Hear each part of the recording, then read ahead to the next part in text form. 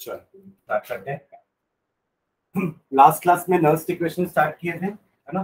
कुछ यहाँ से स्टार्ट किए थे कि अगर इस टाइप का इक्वेशन है m m plus plus n electrons, तो हमें m मिलेगा।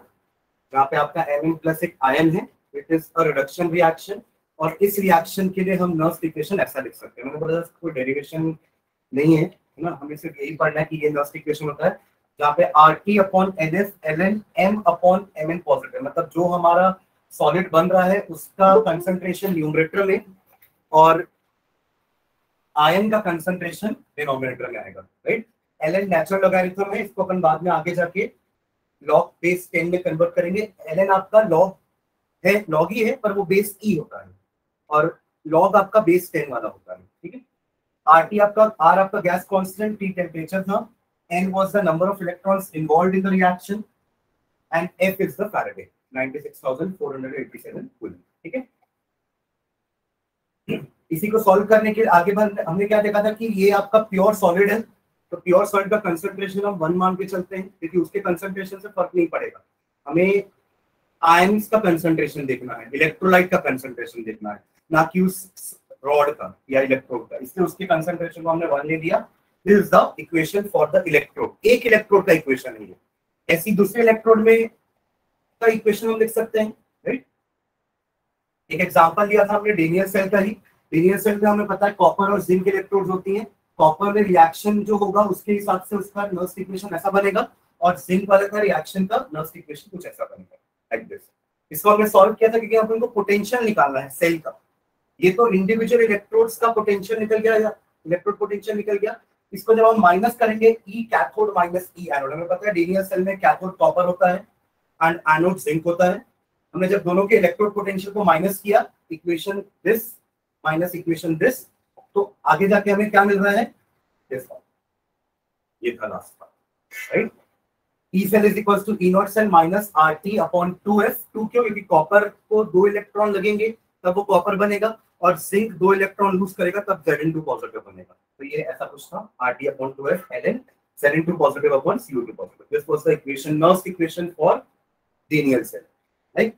अब इसी को हमने जब लॉग में कन्वर्ट किया और R की वैल्यू पुट की, T की जगह 298 केल्विन पुट कर रहे हैं फिलहाल, और F की जगह 96,487 कूलम जब पुट कर रहे हैं, तो हमें ये वैल्यू मिल रही है 0.059।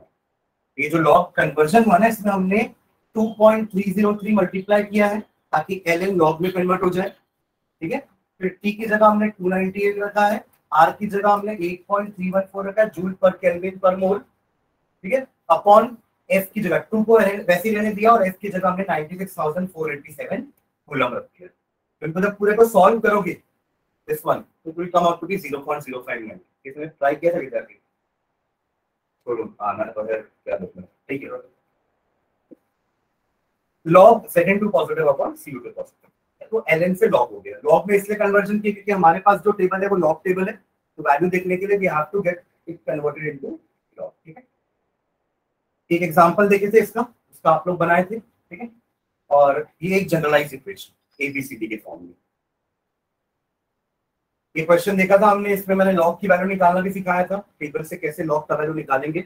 आज हम जो क्वेश्चन करेंगे, जो टॉपिक पढ़ेंगे, उसमें एंटी लॉग का पढ़ेंगे, तो मैं एंटी लॉग का टेबल भी आपको अच्छा बता दूंगा। इसमें हमने क्या देखा था कि जिस भी नंबर का लॉग निकालना होता है, आप उस नंबर को पहले एक फॉर्मेट में कन्वर्ट करो। वो फॉर्मेट का मतलब क्या है कि डेसिमल के पहले एक डिजिट होनी चाहिए, बस एक डिजिट। मतलब अगर फॉर एग्जांपल मुझे 491 का लॉग निकालना है, what is the value of log of 491, तो पहले हम इसे कन्वर्ट करेंगे like this, log of 4.91 into 10 to the power 2 लिख सकते हैं ऐसा। इस फॉर्मेट में कन्वर्ट करना है, राइट? तो अब इन दोनों को फिर अलग अलग कर लेंगे, log 4.91 अलग हो जाएगा, plus log of 10 to the power 2 अलग हो जाएगा। ये एक प्रॉपर्टी थी log की, मैंने 2 प्रॉपर्टी आप लोग को याद रखने बोला था, एक log a into b, log a plus log b होता है, और एक log m to the power n होता है, m log n, राइट? वो अपन यहाँ अप्लाई करने वाले हैं। ये चीज हमें टेबल से मिल जाएगी। 49 का 1 देखना होगा हमें, 49 का 1 ऐसे फॉर्मेट में क्यों कन्वर्ट करेंगे कि एक्चुअली आपका ये जो स्टार्ट हो रहा है 10 11 ऐसे से स्टार्ट होगा, राइट?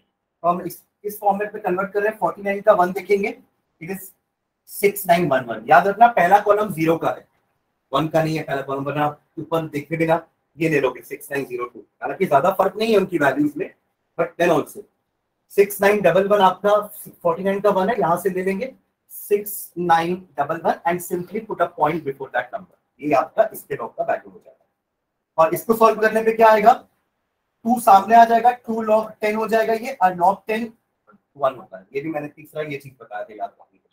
log 10 की value 1, log n to the power होता है n log n, and log a into b होता है log a प्लस log। तो 2 को आप इसके साथ ऐड कर दो, 2.6911 is the value of log of 491। इसके और भी तरीके होते हैं लॉग निकालने के लिए। कुछ लोग कैरेक्टरिस्टिक और मेंटिसा दो चीजें निकालते हैं, फिर दोनों को ऐड कर देते हैं। एक्चुअली हम वही कर रहे हैं, कैरेक्टरिस्टिक और मेंटिसा को अलग अलग निकाल के ऐड कर रहे हैं, पर अपन नाम नहीं बोल रहे हैं, हालांकि हमको जरूरत भी नहीं है इस चीज की। हमें बस नंबर पता है, ये नंबर है, इसका लॉग निकालने आना चाहिए से। बाकी और डिटेल में आप लोग लॉग मैथ्स में पढ़ लेना, यहाँ जितना काम है बता रहा हूँ। ठीक है, यहाँ तक हम देखे थे। चलो आगे बढ़ते हैं। ये लॉग की टेबल 99 तक एंड हो जाएगी। आज हम पढ़ने वाले हैं equilibrium constant from Nernst equation. Equilibrium constant from Nernst equation.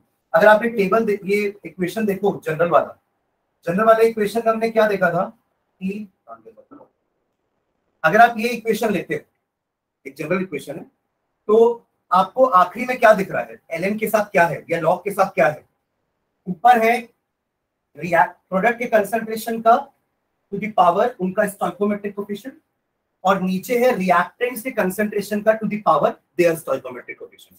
ठीक है ना, c to the power c, b to the power d, b to the power a, a to the power a। इसमें हालांकि जो भी सॉलिड्स होंगे वो हट जाएंगे, जो भी प्योर सॉलिड्स होंगे उनकी जगह हम 1 लिख देंगे, सिर्फ आयंस बचेंगे। जैसे कि अपने इस रिएक्शन में हमने देखा था, जिंक वाले में देखा था हमने, Zn2 positive upon copper 2 positive आ रहा था, वैसे इसमें भी होगा, राइट। बट ये टर्म को हम क्या बोलते हैं, this term is known as equilibrium constant, अगर आपका रिएक्शन इक्विलिब्रियम में है तो। अदरवाइज इसको हम रिएक्शन कोएफिशिएंट बोलते हैं। This ratio is known as reaction coefficient at any other time, but at the time of equilibrium हम इसे के बोलते हैं, इक्विलिब्रियम कांस्टेंट के। समझ में आ रहा है। तो अब हम ऐसा मान के चलेंगे कि अब आपका रिएक्शन एक टाइम पे इक्विलिब्रियम में पहुंच जाएगा। इक्विलिब्रियम में पहुंचेगा अगर, तो रिएक्शन स्टॉप हो जाएंगे, मतलब पोटेंशियल 0 हो जाएगी, कोई रिएक्शन नहीं होगा। ठीक है, समझ रहे हो। सॉल्ट ब्रिज में जो आयंस है वो भी खत्म हो गए। फॉर एग्जांपल सॉल्ट ब्रिज ही तो है ना, जो दोनों को न्यूट्रलाइज कर रहा था, याद है, वर्किंग गैल्वेनिक सेल का। यहाँ पे पॉजिटिव चार्जेस ज्यादा हो जा रहे थे, यहाँ नेगेटिव चार्जेस ज्यादा हो रहे थे, तो न्यूट्रलाइज सॉल्ट ब्रिज से अपोजिट चार्ज के आयंस यहाँ आ रहे थे और उनको न्यूट्रलाइज करके सेल रिएक्शन को आगे बढ़ा रहे थे। पर मान लो सॉल्ट ब्रिज का ही जो सब्सटेंस है वो खत्म हो गया फॉर एग्जांपल, तो अल्टीमेटली एक पॉइंट ऑफ टाइम ऐसा आएगा जहां पे सेल रिएक्शन रुक जाएगा, इक्विलिब्रियम पहुंच जाएगा, तो उस केस में आपका सेल पोटेंशियल 0 हो जाएगा, गैल्वेनोमीटर बीच में आके रुक जाएगा। समझ रहे हैं ना, गैल्वेनोमीटर बीच में मतलब नो रीडिंग ना, मतलब 0 वोल्टेज। तो उस केस में आपका जो कंसंट्रेशन का रेशियो आएगा ना, उसी को अपन इक्विलिब्रियम कांस्टेंट बोलते हैं। ठीक है, तो हम इसी इक्वेशन से इक्विलिब्रियम कांस्टेंट भी निकाल सकते हैं। ठीक है, आज अपन को वो पढ़ना है। हेडिंग सब डाल दीजिए ये वाली, equilibrium constant using Nernst equation या फ्रॉम नर्व्स इक्वेशन। चलिए हेडिंग है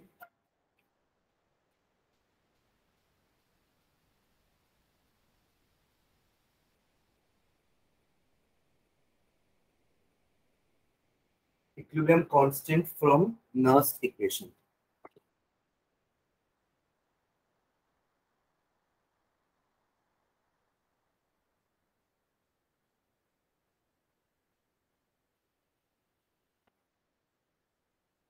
अपन डेनियल सेल के एग्जांपल लेके चलते हैं, लिखना नीचे। Considering Daniell cell, considering Daniell cell's reaction, considering Daniell cell's reaction, considering Daniell cell's reaction,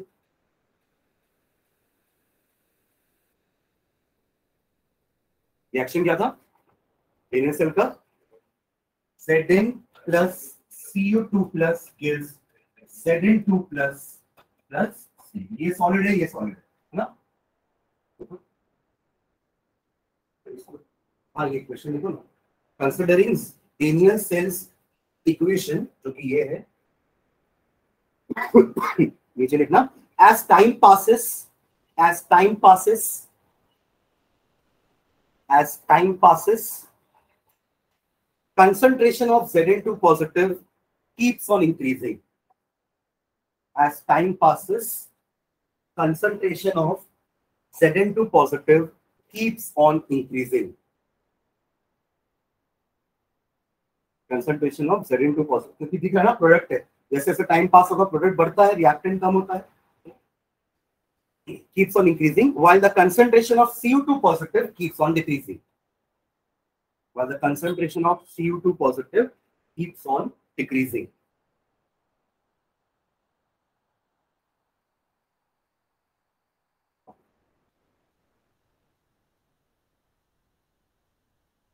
So, at the same time, voltage of the cell, at the same time, voltage of the cell, at the same time, voltage of the cell, as read on the voltmeter, as read on the voltmeter, keeps on decreasing, keeps on decreasing, keeps on decreasing. First off, after some time,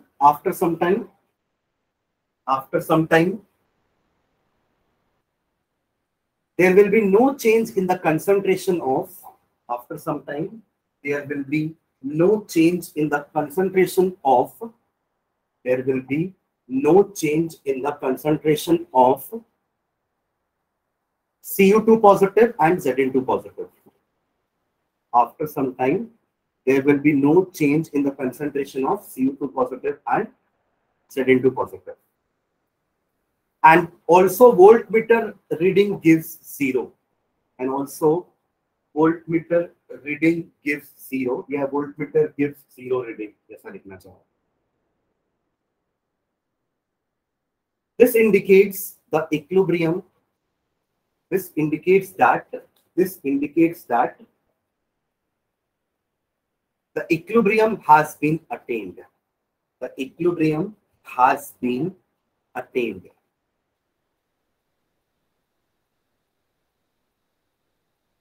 ठीक है, तो Nernst equation को कैसे लिखेंगे पर अभी? Nernst equation क्या हो जाएगा नया?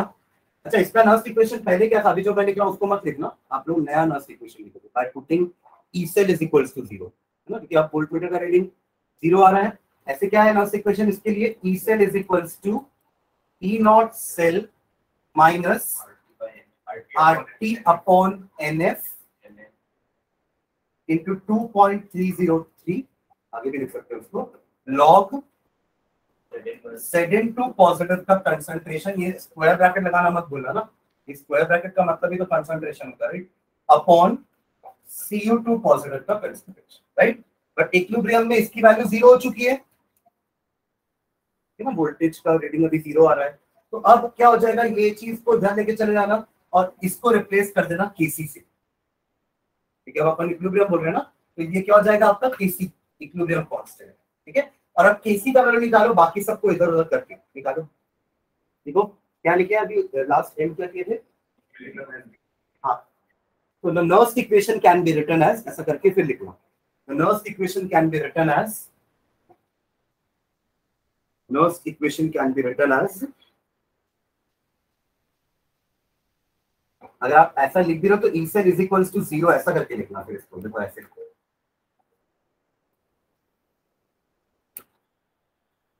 E cell which is 0 is equals to this. ठीक है, आप उसको आगे जाके इसको Kc से रिप्लेस कर दो और Kc का वैल्यू बताओ मुझे क्या आ रहा है. Kc का value, where Kc is equilibrium constant, concentration of Zn2 positive upon concentration of Cu2 positive.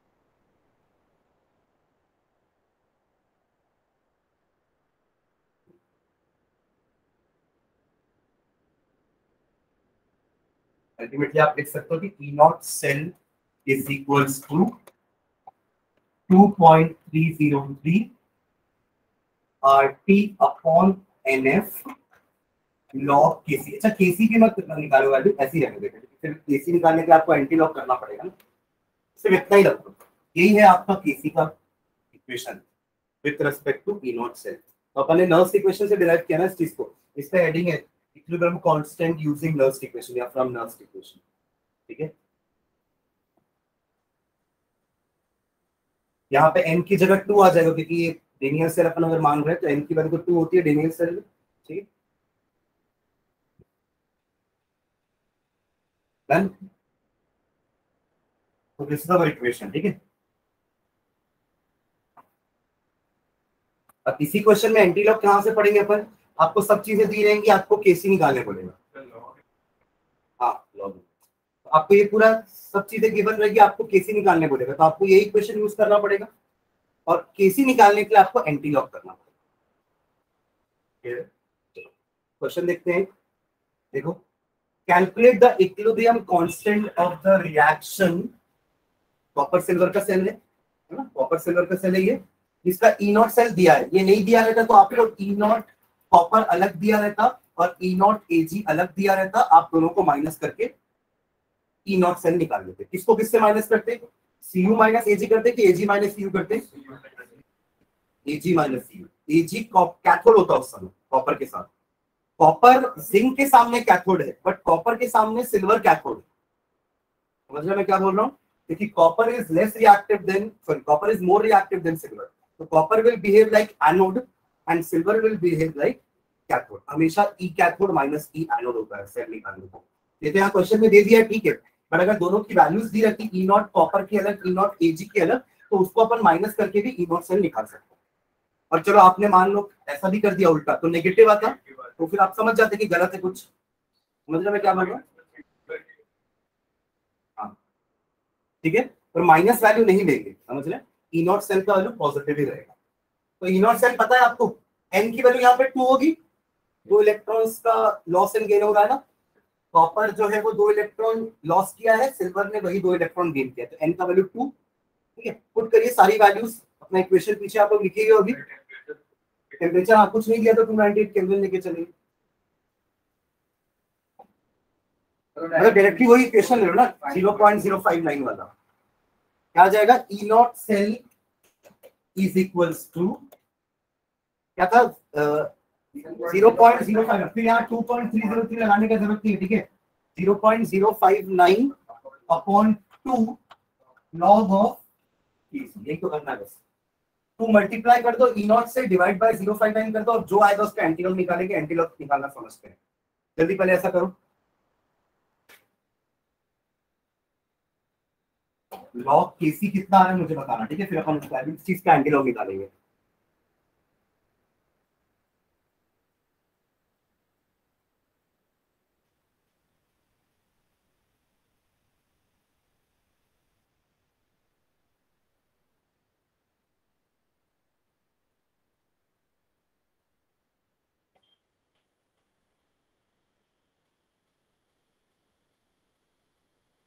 कितना आ रहा है? इसको मल्टीप्लाई किए 0.46 इंटू 2 अपॉन 0.059, ज्यादा बड़ा कैलकुलेशन थोड़ी ना है, ज्यादा बड़ा है, क्या आ रहा है ये 0.92 अपॉन 0.059, क्या कि 92 अपॉन 920 अपॉन 59 ना, करो उसको, कितना कैलकुलेशन करो ना,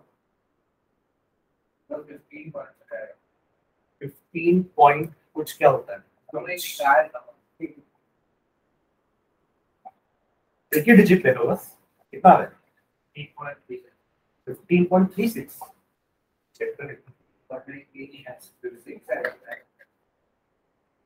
कहाँ से आ गया?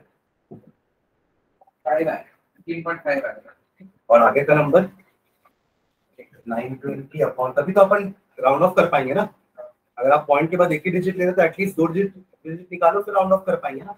920 अपॉन 59, वन टाइम में 59 जाएगा और 33 बचेगा,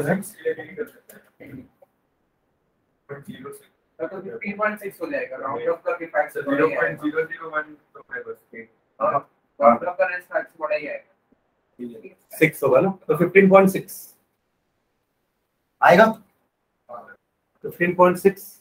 हाँ ये खत्म नहीं हुआ ना क्वेश्चन, अभी तो केसी निकला नहीं अपना, ये है log KC is equals to 15.6। अगर आपको केसी निकालना है तो अपन क्या करेंगे, KC is equals to anti log of 15.6, ठीक है।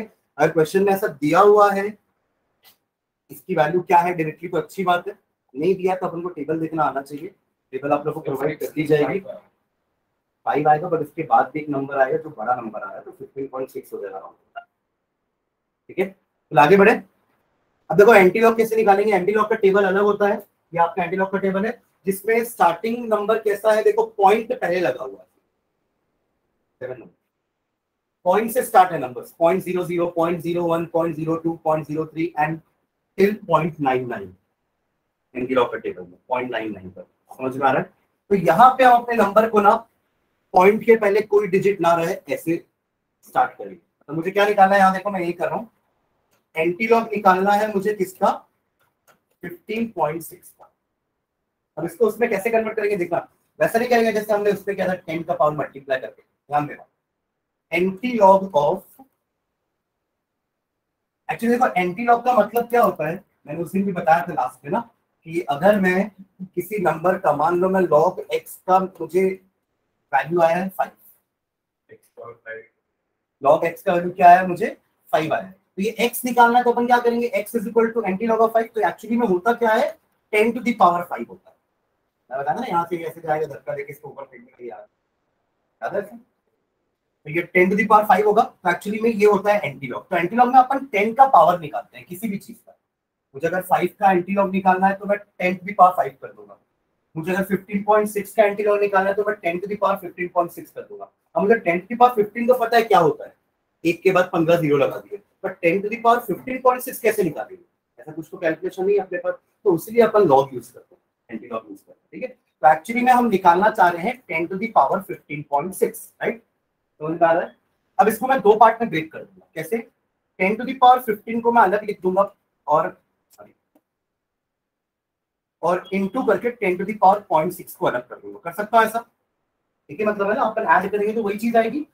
ऐसा करने का मेन रीजन बस ये कि मैं ये नंबर चाह रहा हूँ जिसके पॉइंट के पहले कोई भी डिजिट ना हो, ताकि इसका मैं एंटीलॉग निकाल सकूं टेबल से, क्योंकि टेबल में सब चीजें पॉइंट के बाद की दी हुई है। समझ में आ रहा है क्या कर रहा हूँ मैं। इसको ऐसे रह 10 to the power 15, 10 to the power 15 ही रहेगा, इसको अपन कुछ नहीं करेंगे। आखिरी में आंसर में 10 टू द पावर 15 लिख देंगे। बस मुझे अब ये काम करना है टेबल से। 10 टू द पावर 0.6 का मतलब है एंटीलॉग ऑफ 0.6, और वो मैं टेबल से निकालूंगा। देख लो 0.6 कहां पे आ रहा है, 6 है, 0.60 का 0 देखेंगे अगले पेज में आएगा, यहाँ तो 0.49 तक है ना, ये 0.06 है, 0.6 ठीक है। इधर जाएंगे तो 0.6 की वैल्यू आ रही है आपकी ये, ठीक है। 0.60 का है 3981, 3981 इंटू 10 टू द पावर 15, तो ऐसे रहेगा।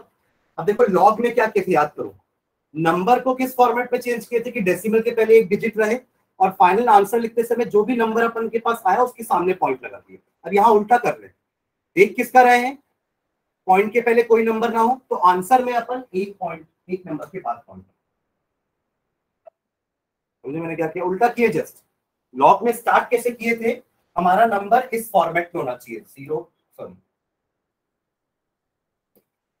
एक नंबर होना चाहिए सामने और बाद में यहाँ पे कुछ भी हो, और फाइनल जो आंसर में आ रहा है टेबल देख के सब मीन डिफरेंस ऐड करके जो नंबर ABCD जो भी आ रहा था उसके सामने अपन पॉइंट लगा रहे हैं। यहाँ उल्टा, नंबर को इस फॉर्मेट में कन्वर्ट कर रहे हैं, टेबल से देख रहे हैं, और जब आंसर लिखते समय पॉइंट लगा रहे हैं एक डिजिट के बाद। क्लियर है, उल्टा। यही आपका केसी का था, 3.981 इंटू 10 टू द पावर 15, ठीक है।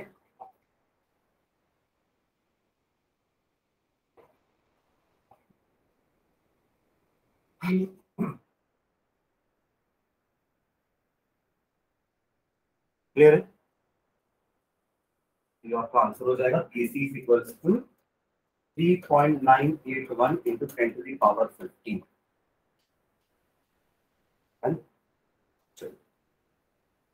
आप लोगों को समझ में आ रहा है। ऑनलाइन जो है प्राजक्ता, माही, सान्या, क्रिश, यस सर। चलिए नेक्स्ट हेड डालना।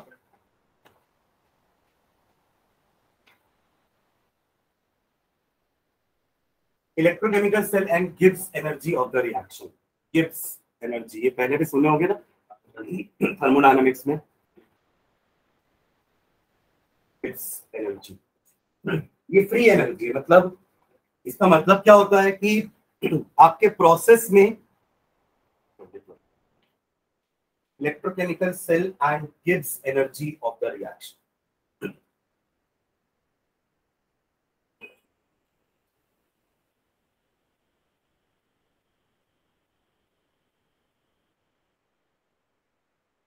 तो आपके प्रोसेस में कितनी एनर्जी है जिसको यूटिलाइज करके प्रोसेस कुछ काम कर सकता है। हम बोलते हैं ना कि work is done by the process, work is done on the process. याद है सारा स्टेटमेंट्स थर्मोडायनामिक्स में पढ़ते थे अपन कि वर्क डन हो रहा है P इंटू डेल V, क्योंकि आपका वहां पे प्रेशर वॉल्यूम वर्क होता है ना, वहां पे अपना वो फोर्स इंटू डिस्प्लेसमेंट वाला वर्क नहीं होता है जो आपको फिजिक्स में पढ़ते हैं, राइट। वो वर्क अलग है, वो फिजिक्स वाला वर्क है। बट जब हम केमिस्ट्री की वर्क की बात करते हैं और गैस की बात करते हैं तो क्या होता है वर्क, प्रेशर वॉल्यूम वर्क होता है। वही F इंटू एस का मतलब वही हो गया, फोर्स का चेंज होकर प्रेशर हो जाता है, वहां डिस्प्लेसमेंट था यहाँ वॉल्यूम हो जाता है। कितना प्रेशर गैस लगा रही है जिससे उसका वॉल्यूम चेंज हो रहा है, that is what is meant by the work is done by the gas या बाय द सिस्टम। तो दो टाइप के वर्क पढ़ते थे, work is done on the system, मतलब कंप्रेशन कर रहे हैं हम तो उसको अपन work is done on the system बोलते हैं, और अगर गैस एक्सपैंड हो रही है तो work is done by the system, right. तो वर्क गैस या सिस्टम उतना ही करेगा जितनी उसके पास एनर्जी होगी, मतलब जितनी उसके पास फ्री एनर्जी है अंदर सिस्टम में उतना ही वो वर्क कर पाएगा, और उसी एनर्जी को हम गिव्स फ्री एनर्जी बोलते हैं, ठीक है। और क्योंकि ये वर्क करते करते ये एनर्जी कम होगी ना, इसलिए बोलते हैं कि गिव्स फ्री एनर्जी नेगेटिव होती है, तभी आपका वर्क मतलब प्रोसेस स्पॉन्टेनियस कहलाता है अपन। हाँ ठीक है, तो उसके लिए अपन डेल जी क्या लेते थे, नेगेटिव। मतलब आप लोगों ने 3-4 क्राइटेरिया पढ़ा था कि डेल एस पॉजिटिव होना चाहिए, तब आप बोलेंगे कि the process is spontaneous, del G negative होना चाहिए। लास्ट अपना यही है ना, हम ऐसे सीक्वेंस में पढ़ते थे। पहले हम फर्स्ट लॉ पढ़ते थे थर्मोडायनामिक्स का, वहां हम वर्क पढ़ते थे, हीट पढ़ते थे और एंथैल्पी पढ़ते थे। जब हम सेकेंड लॉ में आते थे हम एंट्रोपी पढ़ते थे, डेल एस, वहां डेल एच पढ़ते थे, यहाँ डेल एस पढ़ते थे, और फाइनली हमने डेल जी पढ़ा था, गिब्स एनर्जी। उसका एक इक्वेशन भी पढ़े थे, del G is equal to delta H minus T del S. किसको याद है equation? This equation was known as Gibbs Helmholtz equation. हाँ, वो इंटरनल एनर्जी, वो एच का, आप एच को अगर एक्सपैंड करोगे तो यू आएगा। हाँ यू, हाँ वो आएगा। तब आप जब अपन एच को एक्सपैंड करोगे, ठीक है, मैं एच में नहीं जा रहा हूँ, I am just talking about del G यानी गिब्स एनर्जी। तो गिब्स एनर्जी का क्वालिटेटिव मीनिंग क्या है कि ये वो फ्री एनर्जी है सिस्टम में जिसकी हेल्प से सिस्टम वर्क करेगा। सिंपल सा, सिस्टम वर्क कर रहा है तो धीरे धीरे एनर्जी कम होती जाएगी, इसलिए गिब्स एनर्जी को हम नेगेटिव बोलते हैं। इसलिए बोला जाता है कि गिब्स एनर्जी अगर नेगेटिव होगी तो ये आप बोलेंगे the process is spontaneous, otherwise it is non spontaneous. तो ये इक्वेशंस अपन टेम्परेचर और डेल एच का अलग अलग वेरिएशन में अलग अलग देखते थे कि कब सिस्टम स्पॉन्टेनियस होगा या कब प्रोसेस आपका नॉन स्पॉन्टेनियस होगा, ठीक है। हम अपना डिटेल में उसमें नहीं जा रहा हूँ, वरना स्टार्ट हो जाएगा, ठीक है। तो ये इक्वेशन में डेल जी का मतलब क्या है, गिव्स एनर्जी। अब यहाँ पे वर्क किस टाइप का या एनर्जी किस टाइप की है, वहां पे तो हीट एनर्जी थी, बट यहाँ पे एनर्जी किस टाइप की है, हम क्या पढ़ रहे हैं, वी आर लर्निंग इलेक्ट्रोकेमिकल से, राइट, करंट। यानी कि ये जो एनर्जी ये इलेक्ट्रिकल एनर्जी है, समझ रहे हैं, ये एनर्जी क्या होने वाली है, इलेक्ट्रिक। यहाँ हमने इसको रिप्रेजेंट किया in terms of heat entropy, समझ रहे हैं मैं क्या बोलना चाह रहा हूँ। बट अब हम इस डेल जी को रिप्रेजेंट करेंगे in the form of electrical energy, क्योंकि यहाँ पे कौन से टाइप की एनर्जी वर्क करने वाली है, electrical energy. Electrical energy will be doing some useful work, है क्लियर, ठीक है। तो नीचे लिखना, इसमें हेड डालिए ना सब, इलेक्ट्रोकेमिकल सेल एंड गिव्स एनर्जी ऑफ द रिएक्शन। इसमें लिखना electrical work done in 1 second, electrical work done, work and energy are interrelated ना, ये भी अपन पढ़ते थे ना, क्योंकि जितनी एनर्जी भी उतना काम कर पाएंगे तो आप, और इसलिए दोनों का यूनिट भी जूल्स होता है, राइट, ठीक है। तो work, electrical work done in 1 second is equal to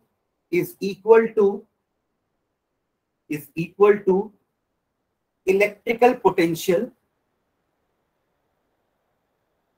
is equal to electrical potential multiplied by total charge passed, multiplied by total charge passed। इसमें क्या लिखे अपन, इलेक्ट्रिकल वर्क क्या होता है, it is the product of, अब हमने अभी तक 2 बार जो पढ़ा वो वर्क डन एक फिजिक्स वाला था F इंटू एस, फिर एक वर्क डन केमिस्ट्री का, गैस वाला था प्रेशर वॉल्यूम वर्क, अब ये इलेक्ट्रिकल वर्क डन है जहां पे हम किन दो चीज को मल्टीप्लाई करेंगे, total charge into total potential, यानी कि E cell into total charge. Total charge क्या होता है, what is total charge, NF, NF ही तो होगा ना total charge. N is the number of electrons या number of moles of electron, और आपने उसको चार्ज से मल्टीप्लाई कर दिया Faraday. Am I clear? N into F, that will be the total charge. Am I clear? हाँ नहीं, मोल की बात कर रहे हैं ना एक्चुअली अपन। हम जब भी रिएक्शन लेते हैं हम कोई एक आयन नहीं बोलते हैं, आप एक आयन बोलोगे तो आप Ne बोलो, बट हम तो मोल्स में बात कर रहे हैं तो हम NF बोलेंगे, 1 मोल ऑफ इलेक्ट्रॉन, ठीक है। हाँ माइनस तो G का फॉर्मूला क्या हो जाएगा, डेल G आपका हो जाएगा, फिर लिखना मत, मैं पहले एक को सेंटेंस लिखाऊंगा, ये अपने सिर्फ वर्क लिखा है ना, अपन लिखेंगे कि यही वर्क तो गिव्स एनर्जी है, फिर हम ये इक्वेशन लिखेंगे। मैंने अभी पूछ लिया था, बताया था डेल जी क्या हो जाएगा, माइनस NF E से, this is the equation for del G. ये इक्वेशन जो अपन पढ़ते थे ये थर्मोडायनामिक्स वाला इक्वेशन था, जहां पे हीट इन्वॉल्व है, यहाँ पे आपका करंट इन्वॉल्व है, इलेक्ट्रिकल एनर्जी इन्वॉल्व है, तो उसका आपका, और ये ई सेल कहां से आएगा, नर्स्ट इक्वेशन से, समझ रहे हैं। तो लिखो नीचे,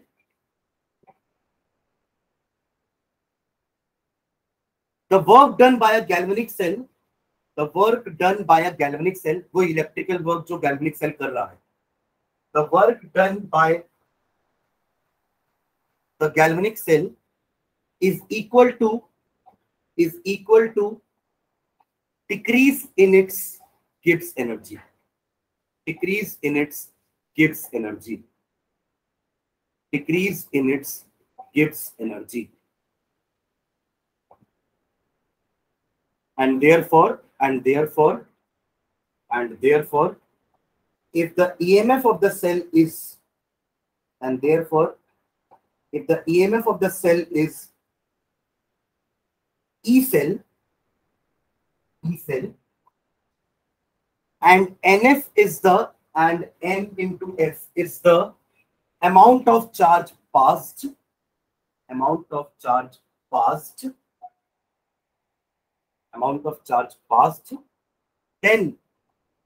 then Gibbs energy of the reaction, then Gibbs energy of the reaction can be written as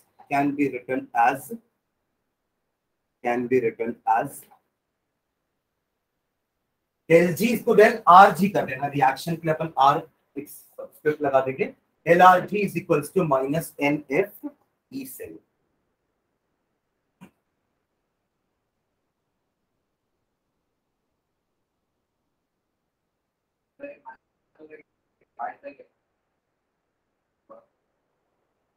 हाँ लिखे तो है ना बाय द वे, हाँ चले। एक्चुअली माइनस का सिग्निफिकेंस यही बोल सकते हो कि जैसे जैसे आपका टाइम बढ़ेगा ये एनर्जी कम होती जाएगी, इसलिए अपन माइनस लगा रहे हैं, ठीक है। चलो नीचे लाइन में लिखना,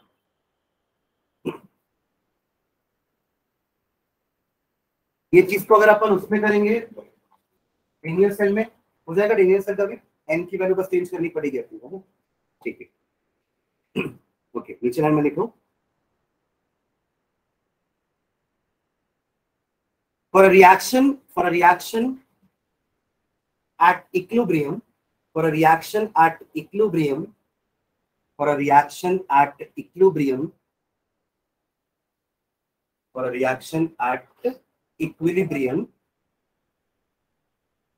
del RG can be written as,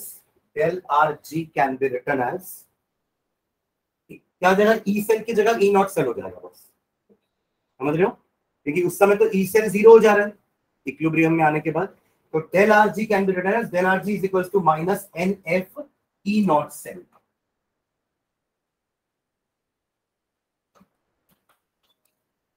ठीक है, और ये E naught cell का वैल्यू अभी क्या निकाले थे अपन पीछे K के टर्म्स में, पुट कर दो, पुट करिए,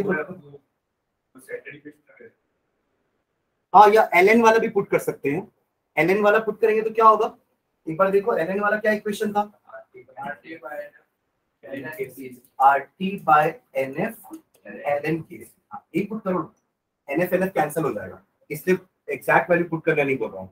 ये NF और ये NF कैंसिल हो जाएगा, तो क्या बचेगा? माइनस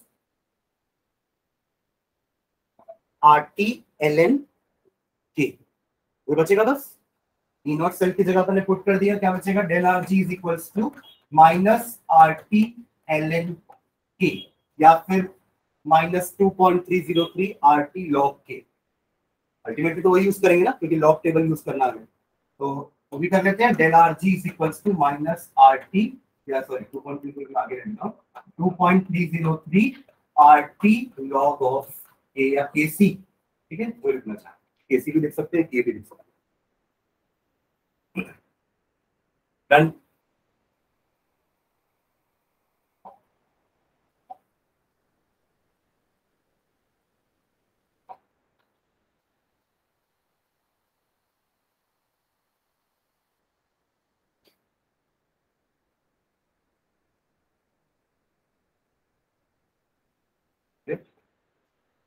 इसके बेसिस पे क्वेश्चन कैसे आएंगे देखो, ऐसा numerical. The standard electrode potential for Daniell cell is 1.1 volt, मतलब वो ई नॉट सेल दिया है, ये तो अपन निकाले भी है ना, 0.8 0.34 प्लस 0.76, याद है, यही तो आ रहा था 1.1, है ना। तो ये ई नॉट सेल क्वेश्चन में दिया डेनियल सेल का, कैलकुलेट द स्टैंडर्ड गिव्स एनर्जी फॉर द रिएक्शन। कैसे निकालेंगे इसको? डेल आरजी निकालना है ना, is equals to minus NF E not cell, ठीक है। हाँ, ई नॉट सेल में दिया है, देखो अगर कुछ और होता ना तो यहाँ पे इनकी वैल्यूज दी रहती, मैं क्वेश्चन देख बताऊंगा। 2 है ना भाई, 2 इलेक्ट्रॉन होगा ना, इसने 2 इलेक्ट्रॉन लूज किया है, इसने 2 इलेक्ट्रॉन गेन किया, तो n का value 2 Faraday and E not की वैल्यू पुट कर दो 96487।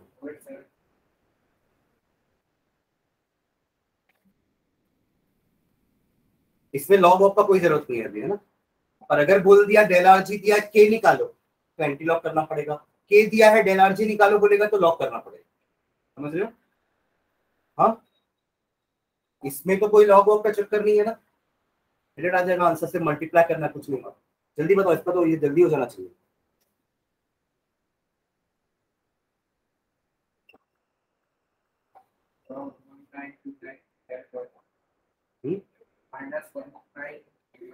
हाँ?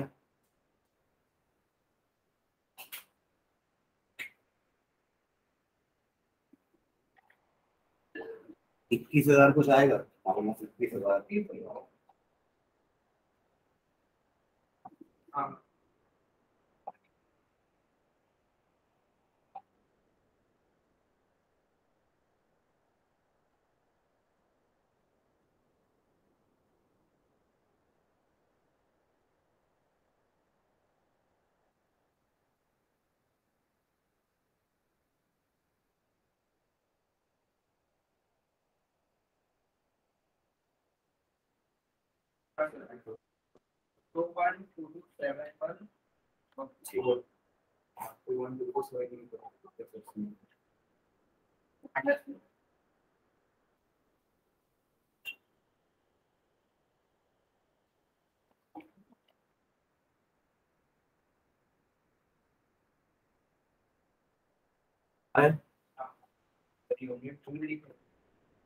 हाँ, जूल पर मोल, एक मोल की तो बात कर रहे हैं ना अपन सब जगह, पूरा एक मोल ही है। जूल भी लेके छोड़ देगा तो भी कोई दिक्कत नहीं है, या उसको किलो जूल में कन्वर्ट कर सकते हो, किलो जूल में कन्वर्ट करना, 21.227 किलो जूल हो जाएगा। आ रहा है पीछे हर्षा, शिखा, मैं,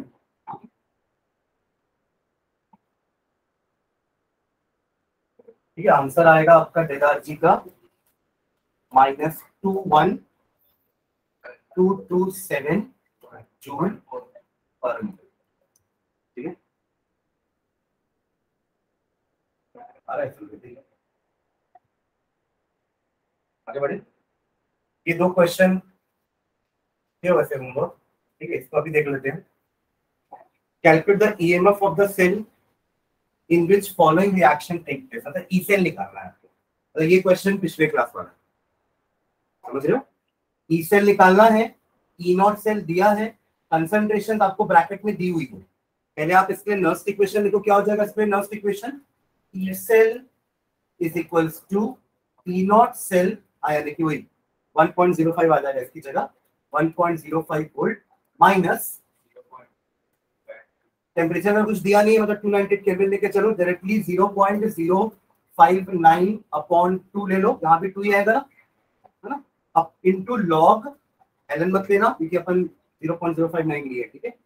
लॉग ऑफ इसका कंसंट्रेशन अपॉन इसका कंसंट्रेशन, जो प्रोडक्ट में रहेगा उसका ऊपर आएगा, 0.160 अपॉन 0.002 का पावर 2 है। ये चीज याद रखना चाहिए ना, इस स्टोइकोमेट्रिक कोएफिशिएंट को पावर में लेना। ये इस टाइप का क्वेश्चन अपन लास्ट क्लास में भी किए थे, राइट?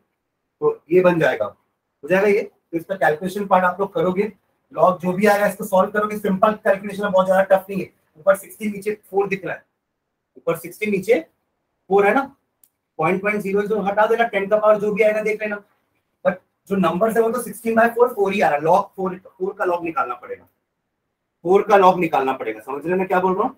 और जो भी 10 का पावर रहेगा उसको सामने खींच के लेके आओगे तो उसका लॉग वो हो जाएगा, m to the power n करोगे तो सामने आएगा, तो n उसका लॉग n ही हो जाएगा। मैं क्लियर तो बोल रहा हूँ, समझ में आ रहा है एवरीवन? आप पांचों को आ रहा है ऑनलाइन वाले?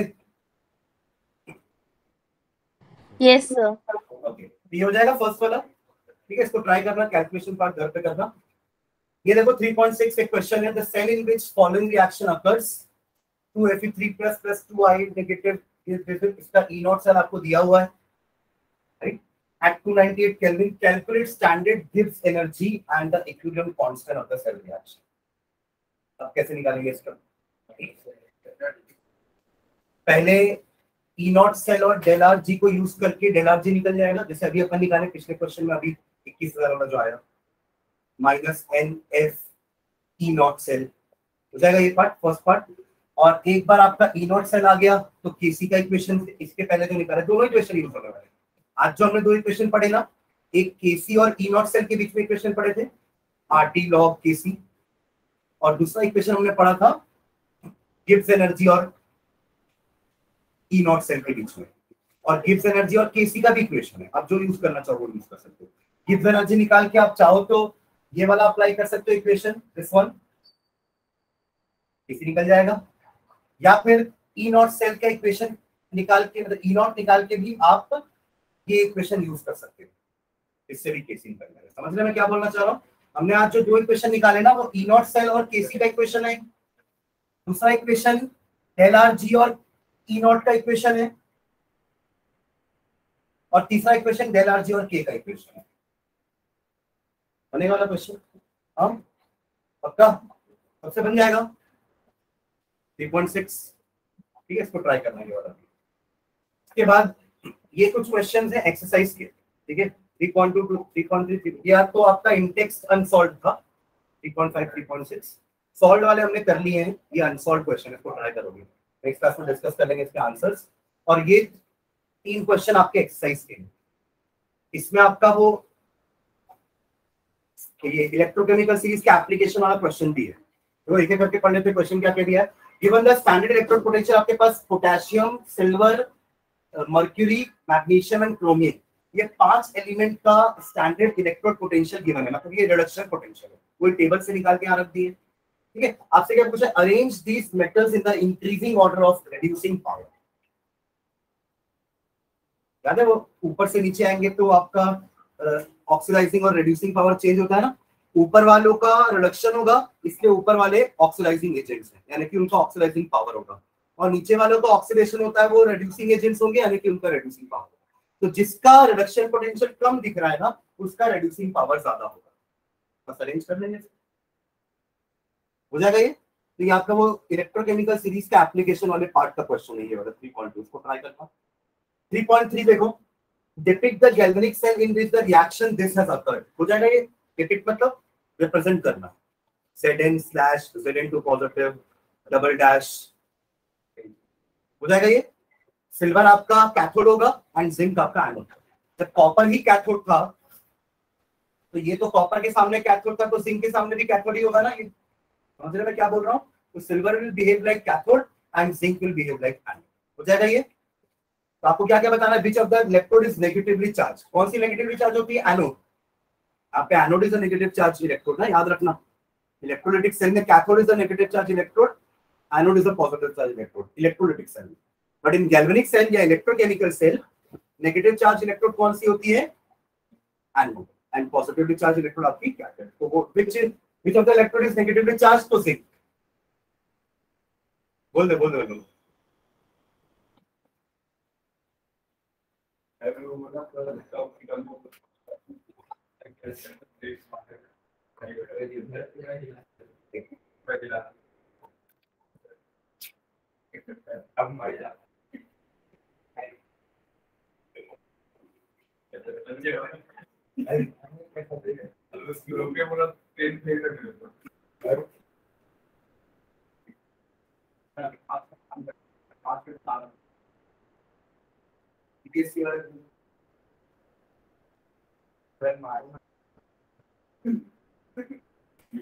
बच्चे लोग को मार भी बच्चों के बैठ आ रहा हूँ। हाँ हो जाएगा ये वाला। with carriers of the current in the cell। हाँ ठीक है।